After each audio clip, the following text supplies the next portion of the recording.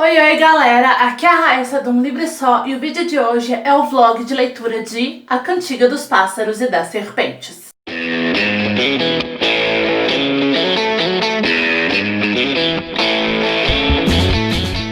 Essa leitora que vos fala é uma pessoa muito animada. Hoje é dia 19 de junho e eu acabei de receber o meu exemplar de A Cantiga dos Pássaros e das Serpentes e vou sim fazer um vlog de leitura com vocês aqui no canal, tá?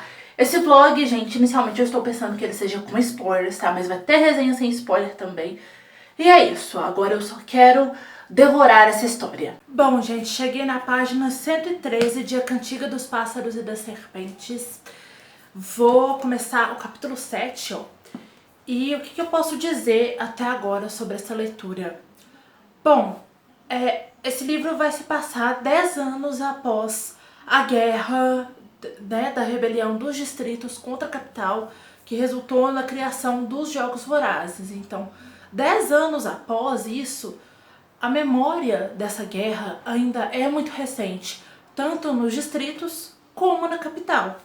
Então é interessante ver como que os Jogos Vorazes aqui são totalmente diferentes dos Jogos Vorazes que a gente encontra na trilogia original. Então, na verdade eu acho que é até mais brutal, mas aqui a gente já começa a ter indícios do que os Jogos Vorazes vão virar, sabe? Como que essas discussões começam a surgir. Então, por exemplo, os tributos, né, quando eles são escolhidos, eles não recebem aqui alimentação, eles são jogados num vagão sem janela, né? Eles são muito maltratados, os pacificadores batem nessas crianças o tempo todo. E aí quando elas chegam na capital não tem um centro de tributos como tem na trilogia Jogos Vorazes, todo luxuoso para elas treinarem.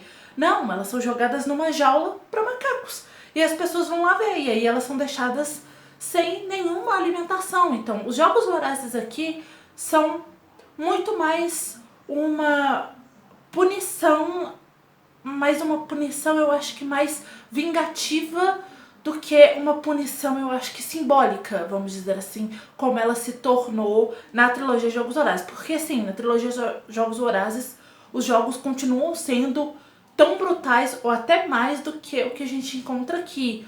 Mas aqui, eles não obrigam as pessoas a assistirem. Na verdade, a própria capital trata os Jogos Vorazes de qualquer forma, então não há essa espetacularização da morte, não tanto como a gente tem na trilogia Jogos Vorazes. Então, os tributos, eles são simplesmente jogados lá pra morrer. Eles não têm nenhum tipo de treinamento, eles não têm nenhuma alimentação, eles são pessoas raquíticas que simplesmente vão matar umas às outras. É basicamente isso. E aí eu acho que isso reflete nas pessoas não assistirem. Então, os Jogos Vorazes são uma punição das pessoas serem, tipo, obrigadas a assistir, mas aqui ainda não são. Foi criado como uma punição, mas é uma punição que até então, pra capital, parece pouco efetiva pela forma como eles próprios tratam os jogos. Então aqui há uma discussão muito grande em como fazer as pessoas assistirem os jogos. E aí como é que entra o Snow, que é o grande protagonista dessa história. Ele estuda na capital. A família Snow, ela era uma família rica antes da guerra. O Snow aqui tá com 18 anos, tá? O Coriolanus Snow, agora aprendi a falar o nome dele depois de ler tantas vezes, porque quem acompanhou os diários de leitura de Jogos Vorazes viu que, assim, eu não conseguia falar o nome dele. Inclusive já saiu resenha sem spoilers desse livro aqui no canal. No momento que eu estou gravando esse take desse vlog, não saiu, mas eu pretendo soltar resenha sem spoiler antes, então clica nos cards pra você assistir, tá? Que ela vai estar aparecendo aqui. E aí, no momento que esse livro começa, o Snow tem 18 anos, a família Snow, ela faliu, ele perdeu os pais, e aí, né, a Suzanne Collins tinha anunciado que ele, né, o Snow, e a Tigris, que aparece no terceiro livro, seriam... E aí a Tigris tem até uma pequena aparição só, né, em A Esperança, é dito que ela era estilista e que depois ela foi descartada, e parece, da forma como é citada, a gente consegue ver que ela tem bastante ressentimento disso, mas ela não fala muito sobre. A Tigris, gente, ela é prima do Snow. A Tigris, ela é uma Snow também. E aqui tem uma relação toda de afeto dos dois. E o Snow aqui, né, eu tava falando que a família Snow, vamos por partes, Thais. A família Snow faliu. Porque o que acontece? Antes da guerra, a família Snow era uma das famílias mais ricas da capital e de Panem inteira. E aí eles investiram em armas. Todo o dinheiro deles, todo o negócio deles estava investido em armas. Em armas onde? No Distrito 13, que foi destruído. Que ele é a trilogia Jogos Vorazes, sabe do que eu tô falando. Então a família faliu. Aí o pai do Snow morreu na guerra, a mãe morreu um pouco antes, então isso ficou, né? Ele é órfão aqui. E a família dele já tá assim, falida. Mora ele, a Tigris, que é prima dele, e a avó que criou ali os dois. Até agora não apareceu nenhum outro membro dessa família aqui, eu acho que dificilmente vai aparecer. E eles vivem de aparências, então eles vivem no mesmo apartamento luxuoso que eles viviam, mas assim, os quartos já estão trancados, alguns móveis, a maioria já foi vendido, e eles têm muito pouca comida, então eles sabem aqui o que é passar fome. E como é que muitas pessoas estavam, né, uma dúvida que a gente tinha muito antes, quando o livro foi divulgado, a sinopse, né, dele ser mentor de um tributo do Distrito 12, por que que ele seria mentor sendo que ele não é dos distritos? Então, a mentoria, né, para os tributos dos jogos, ela é incluída aqui. Porque o que acontece? A capital está querendo justamente criar um interesse maior das pessoas pelos jogos, e aqui eu já tô vendo o Snow se mostrando muito sagaz nessa questão de atrair a atenção do público pro tributo dele, o tributo dele, né, que é a Lucy Gray. Ela também é uma cantora, então ela gosta um pouco dos holofotes, então já tá... Quem leu a trilogia Jogos Vorazes, é muito importante que você leia a trilogia Jogos Vorazes antes de ler esse livro aqui, pra você conseguir entender, né, as coisas que levaram ele a se tornar quem ele se tornou na trilogia. Eu acho que a gente aqui tá tendo alguns indícios e os próprios jogos, né? O que os jogos viraram. Até agora que a gente não teve muitos detalhes disso, mas eu acho que ele vai ter um papel importante nisso. Eu acho que a Lucy vai ter um papel importante nisso também. A Tigris ainda tá ali meio que ajudando muito ele. E aí, ele estuda nessa academia, que é uma academia pública, gratuita, para ricaços da capital. E aí, os melhores alunos da última turma, que é a turma dele, foram escolhidos para serem mentores. Cada um recebeu um tributo dos Jogos Vorazes, da 10ª edição. Justamente para isso, assim, para tentar atrair a atenção das pessoas para os jogos. E aí, por que ele se candidatou para essa vaga? Porque isso vai dar pontos, vai ter, acho que um prêmio em dinheiro também, que é o que vai possibilitar ele a pagar a faculdade dele, porque a família dele não tem mais um centavo. Se não for isso, assim, ele tá ferradíssimo. E aí é por isso que esses tributos vão passar a ter mentor. A mentoria é inserida aqui. E assim, é muito diferente daquilo que a gente via nos Jogos Vorazes, né? O próprio tratamento dos jogos, o próprio Snow.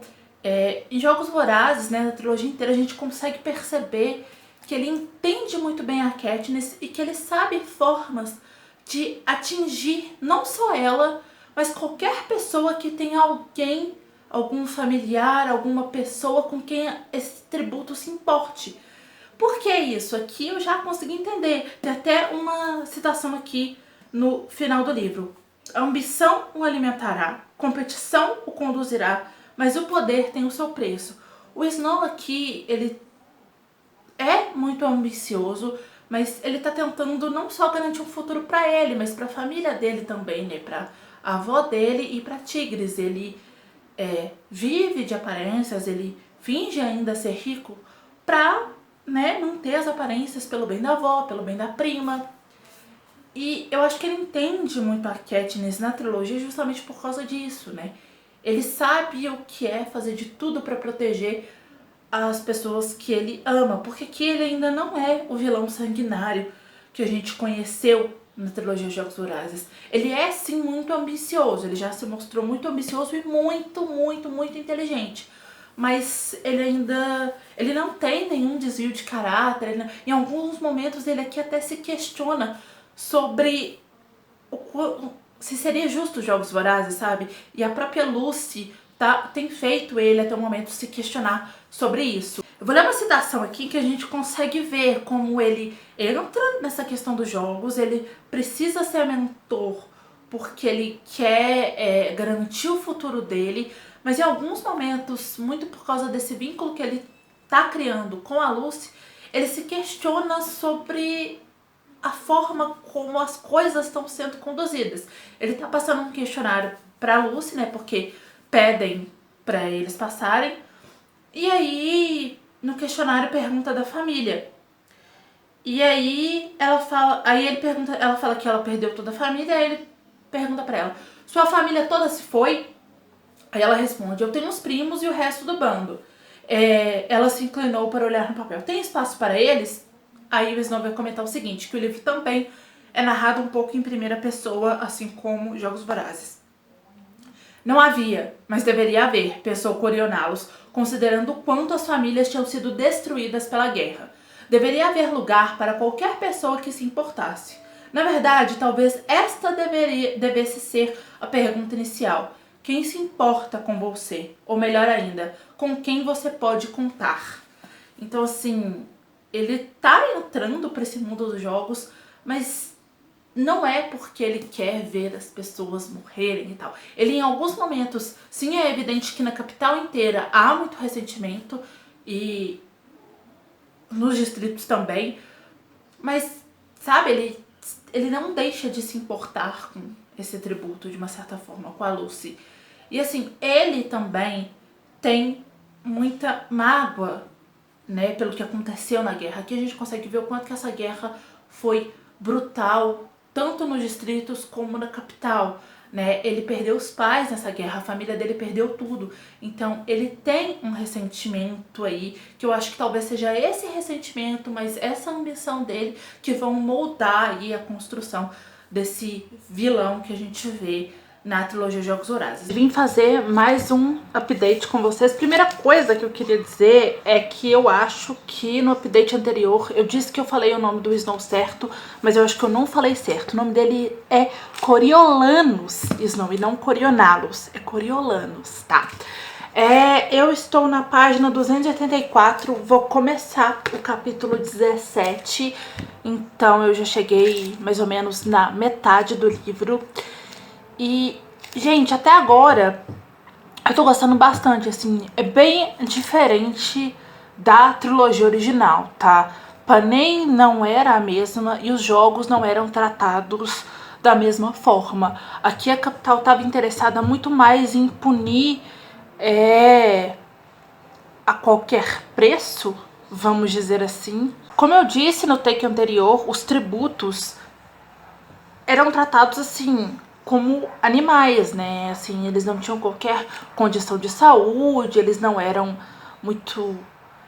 preparados para os jogos, sabe? Eles não eram tratados como entretenimento que a gente vê na trilogia original. Era simplesmente uma punição, só que era uma punição pouco efetiva para a capital, porque as pessoas não assistiam, né? E, enfim. Aí aqui eles estão tentando uma forma de fazer com que as pessoas assistam. Então eles inserem os mentores, inserem as entrevistas. Só que mesmo assim, o clima em Panem como um todo ainda tá muito tenso por causa da guerra, dos dias escuros. E aí tem um momento, a arena, né, em Jogos Vorazes é mencionado que as arenas, elas são... cada arena, depois de cada jogo, ela é fechada e ela vira um sítio histórico, né, para as pessoas visitarem. Ela vira um ponto turístico. Mas a arena, que até a 10ª edição, que é a que está acontecendo aqui agora, ela é uma arena só, que antes era um lugar da capital que era utilizado para entretenimento de esporte mesmo, uma arena de circo e tal, e agora é utilizada para os Jogos Vorazes. Ao final de cada jogo, ela é fechada e é reutilizada nos Jogos Vorazes do ano seguinte. Também não tem muita filmagem e tal. O tributo vencedor, ele não ganha glória eterna nem nada do tipo, ele não vira uma celebridade na capital, ele é simplesmente mandado para casa e segue a sua vida aí, se vira. E aqui, assim, é muito, muito diferente, assim. O ritmo do livro também tá bem diferente, então não esperem nada grandioso do nível de Jogos Vorazes, porque a situação aqui em Panem era totalmente outra, tá? Mas é um livro muito bom mesmo assim. Os jogos aqui já começaram, os Jogos Vorazes, a 10ª edição. Só que tem um detalhe. Antes dos jogos começarem, já estavam mortos 10 tributos, né? Porque são 24 tributos. E vários mentores também acabaram morrendo em diferentes situações. E aí agora os jogos começaram. Como essa arena ela não tem nenhum tipo de preparo como a gente vê nas duas arenas dos Jogos Vorazes, de Em Chamas, né, do Massacre Quaternário, e na própria Guerra contra a Capital, que eles usam recursos dos jogos na guerra, o jogo tá meio parado. Então, assim, eles vão pra essa arena, eu tô imaginando aqui mais ou menos como o Coliseu, vamos dizer assim. Os tributos estão nessa arena, e aí alguns estão escondidos, até agora não aconteceu nada, até agora.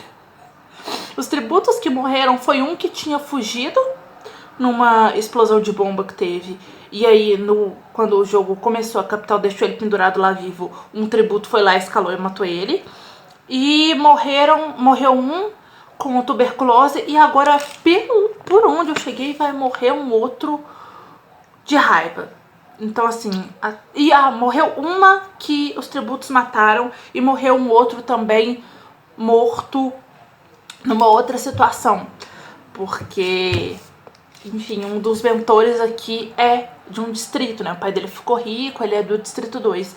E aí ele cresceu, assim, um pouco na capital. E aí ele foi colocado como mentor. E aí o tributo dele foi o tributo do distrito dele. E foi justamente esse tributo que fugiu e foi morto no começo dos jogos. Foi pendurado e tal. E o menino simplesmente me invade, o mentor simplesmente conseguiu entrar na arena e queria ficar lá, na arena, deixando os tributos matarem ele. E aí a idealizadora dos jogos aqui, que é uma mulher muito cruel, ela manda o Snow atrás dele. E aí os tributos veem o Snow e tentam atacar os dois. E aí o Snow senta uma pá, negócio de madeira que ele encontra lá no chão nele e mata o tributo. Aí eles estão inventando uma mentira aqui no momento que eu tô. E assim, essa idealizadora dos jogos, ela é assim, bizarra, bizarra, bizarra. Ela é cruel num nível que assim, sério, é surreal. Ela é o equivalente de o Snow na trilogia Jogos Vorazes. Só que acho que mais escancarado, talvez. Eu acho que talvez ela seja responsável por transformar o Snow nesse monstro que a gente vai conhecer na trilogia Jogos Vorazes. Não sei. Eu não sei que ponto esse livro vai parar, mas eu já tô bolando várias teorias de que, dependendo do ponto em que ele parar, a gente vai precisar de mais história. Então, assim, né? Porque eu, por exemplo, se esse livro aqui não me contar em que momento o Snow e a Tigris romperam, pra mim vai deixar de ser interessante, sabe? Não deixar de ser interessante, mas eu acho que no momento em que esse livro existe, se essa informação não tá aqui, ela precisa ser dada, sabe? Porque já começou a se contar a história desse vilão, né? Já começou na trilogia Jogos Vorazes, agora tá contando um pouco mais aqui. Então eu acho que agora a gente precisa de mais informações sobre o passado do Snow. E assim, eu já falei aqui que ele ainda não é cruel, né? Ele, tipo, é bastante ambicioso, ele segue fluxo, mas ele se apaixonou pelo tributo do que ele é mentor, né? Que é a menina do Distrito 12, a Lucy Gray. E eu tava com essa lembrança quando eu comecei a ler, até que ontem eu não aguentei e fui olhar nas minhas anotações da leitura coletiva, não achei essa informação e tive que buscar no livro mesmo. Em Jogos Vorazes, a Katniss menciona que o Distrito 12 teve 2 tributos vencedores na sua história. O Haymitch é o único que sobrou vivo. E eu estou pensando aqui. Eu acho que a Lucy ganha, sim, os jogos dela. E eu acho que das duas, uma. Das duas não, acho que são mais de 3 hipóteses que eu tenho. Peraí. Ou o Snow se apaixona por ela e, enfim, na ascensão política dele, ele mata ela. Porque, enfim. Ou ele disfarça ela de alguma forma pra dar a entender que ela morreu, tipo, dar uma nova identidade pra ela, porque ela não pode ser de distrito.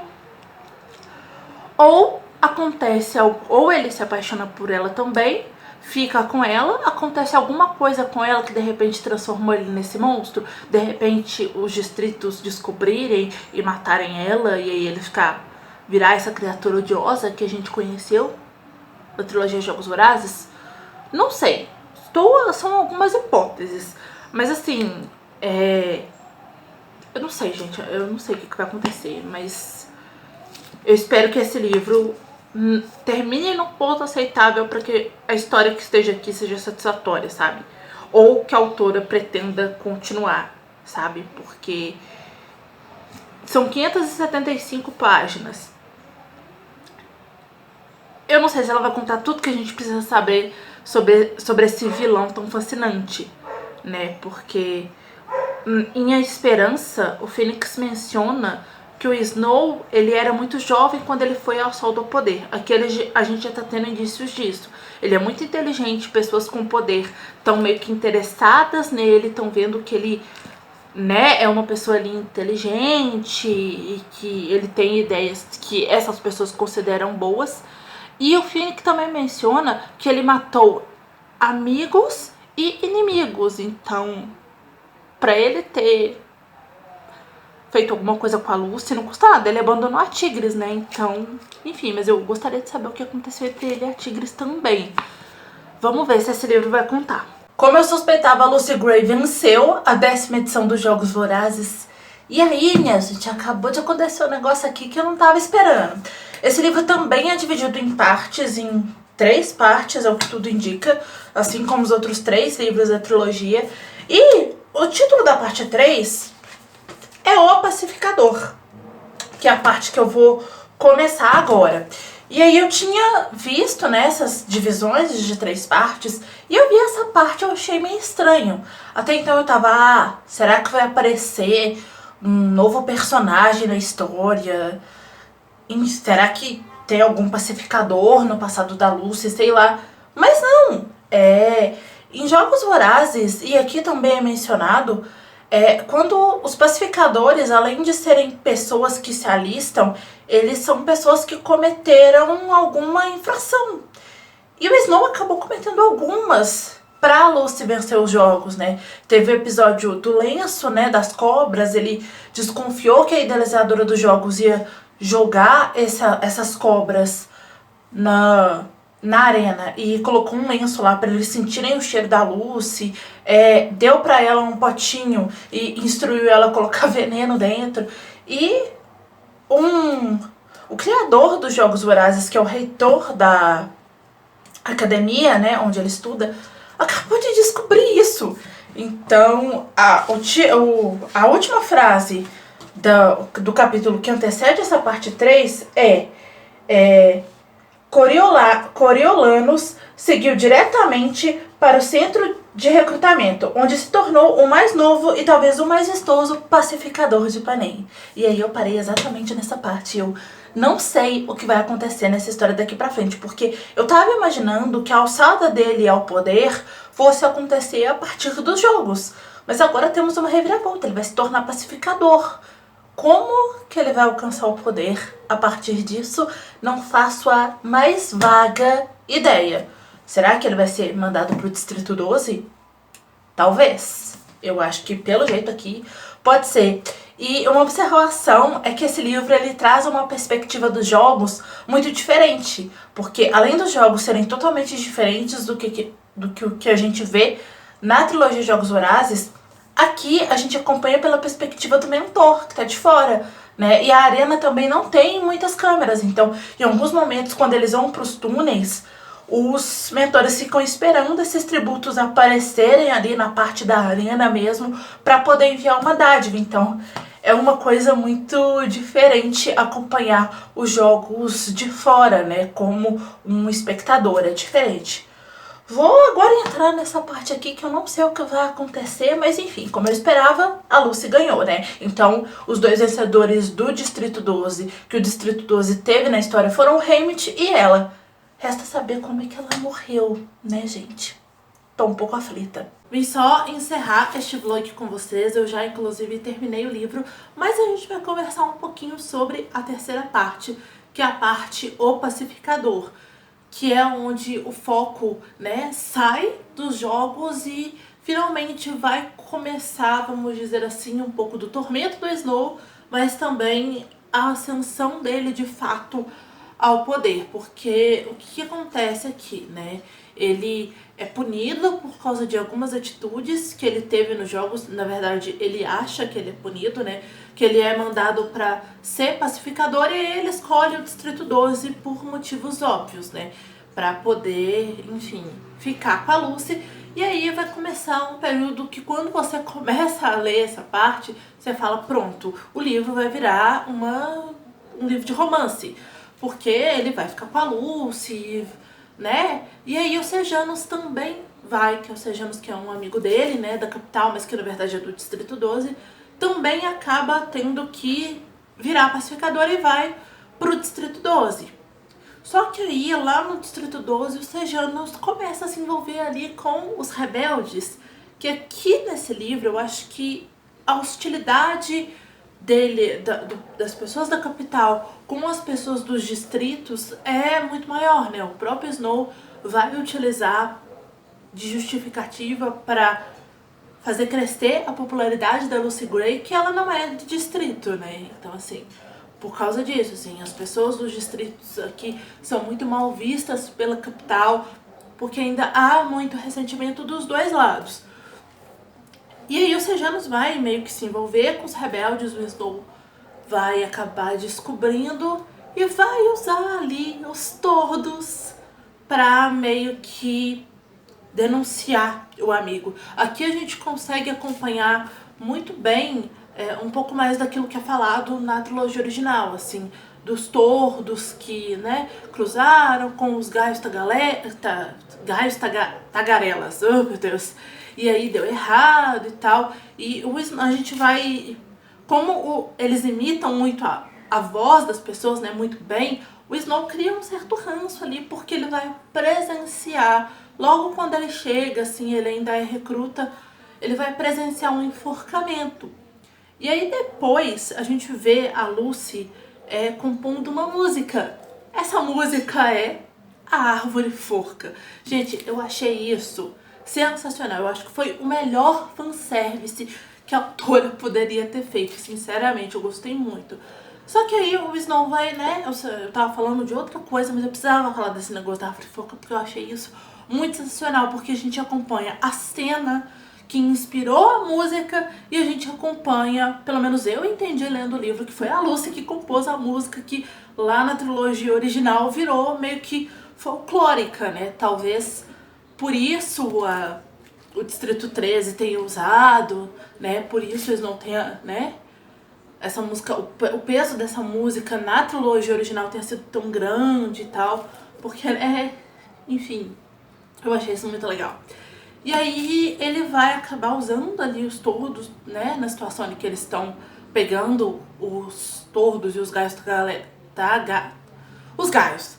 Eu não vou conseguir falar tagarela nesse vlog, já desisti. Que eles estão pegando eles para levar para a capital e aí eles gravam lá, mostram mais ou menos, né, explicado como é que esses animais funcionam, né, porque eles são bastantes da capital, e aí ele acaba gravando o Sejanus é enforcado, e aí mais uma morte indireta do Snow, porque ele é muito fiel à capital, e aí por causa disso ele vai, né, ser levado de volta à capital, ele acha que ele tá indo para um outro lugar para poder, né, porque ele faz a prova lá para ser oficial e passa, mas ele é levado de volta para a capital, e aí o livro para. Né? O livro para, na verdade assim, tem um final, né? Mostra o que acontece com ele no final dessa história. Mas eu falei isso na resenha sem spoilers. Agora que você começou a me contar a história do vilão e me fez ter interesse por ela, me conte ela inteira. Então assim, eu gostaria de mais livros sobre o Snow, sabe? Uma nova série, uma nova trilogia do Snow. Não sei, gente, mas eu gostaria. O final da Lucy eu achei meio nhé, mas eu tenho algumas teorias.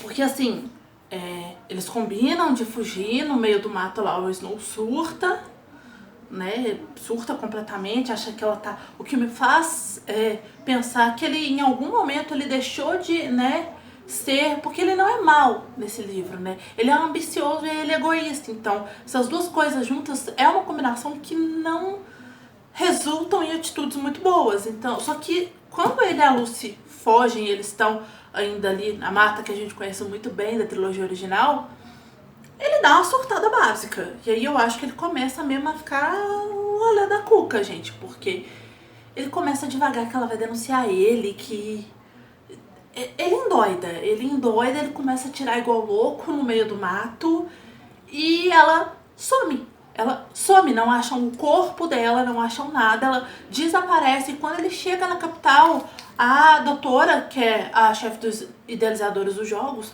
fala pra ele que todo e qualquer vestígio e gravação da 10ª edição foram destruídas, sobrou uma. O que me fez desenvolver uma teoria. Olha, se vocês me acompanham, me digam aqui nos comentários o que vocês acham. Que ela pode sim ter morrido e ter, enfim, né, um fim poético, tem a ver com a explicação que a autora dá pro nome dela. Tá, ela pode ter morrido. Mas ela pode ter conseguido chegar até o Distrito 13. E ou ela viveu de boa no Distrito 13, ou... Gente, assim, minha cabeça viajou assim num grau que eu tô achando que ela pode ser a Coen. Por que? Não faço ideia. Por que Raíssa, mas os nomes são diferentes, eu sei. Ela pode ter chegado lá e ter mudado o nome dela, ter dado um nome falso pro Snow não reconhecê-la. Porque em A Esperança, os dois parecem ter atitudes um pouco parecidas, e que eles têm atitudes um pouco parecidas. Ela parece entender algumas coisas que ele faz, ele entende algumas coisas que ela faz, tanto que o desfecho de A Esperança, né, ele começa a rir. Eu não sei, gente, pode ser uma teoria muito maluca, mas eu não vou achar tanta loucura assim se a autora escrever mais um livro, mais livros, e no final a gente descobrir que ela é a Coen e que em algum momento o Snow descobre isso. Sabe? Não sei. Eu não sei se é viagem demais, mas é isso. O saldo eu gostei do livro, eu falo isso na resenha sem spoilers, eu gostei do livro, ele não tem o mesmo peso emocional que a trilogia original, tá? O tom dele é um pouco mais, né, baixo, vamos dizer assim. A trilogia original, o impacto que ela causa na gente é muito, muito maior do que esse livro aqui. Mas eu gostei de que esse não é um livro pra passar pano pro vilão, sabe? Não é uma história que vai falar pra gente, olha só, ele é ruim assim na história original porque ele sofreu muito na vida, tadinho dele. O Snow sim sofreu muito na vida, mas esse não é um livro pra passar pano pra ele, sabe? É pra mostrar como que ele se tornou essa pessoa, ou que desencadeou esse início dele aí, da ascensão dele ao poder mesmo, sabe? Então eu gostei disso, eu gostei de conhecer a história desse vilão, mas eu gostaria de mais. Porque sim, eu acho o Snow um vilão muito, muito interessante. Inclusive, né, esse não é uma versão da trilogia pela perspectiva do vilão, né? É um livro, né, que se passa antes. Mas esses recontos aí, né, pela perspectiva do personagem masculino que a gente tem visto, né? A gente tem 4 da trilogia Divergente, vai vir Sol da Meia-Noite aí agora, de Crepúsculo.